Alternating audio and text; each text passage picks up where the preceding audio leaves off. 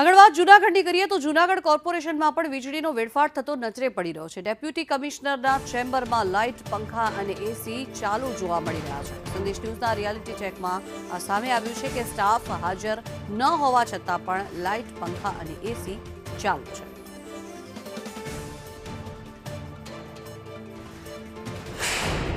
પ્રજાના પૈસાનો વેડફાટ કેમ કર્યો તે મહાનગરપાલિકા સ્પષ્ટ રીતે કરી રહી છે। ખાસ કરીને આપ જોઈ શકો છો કે તે મહાનગરપાલિકાની આ જે ચેમ્બર છે ત્યાં ડેપ્યુટી કમિશનર જે ડીજે જાડેજાની આ ચેમ્બર છે કે જ્યાં કોઈ પણ વ્યક્તિ હાજર નથી, તેમ છતાં પણ અત્યારના ખાસ કરીને પંખા લાઇટ બધી ચાલુ છે।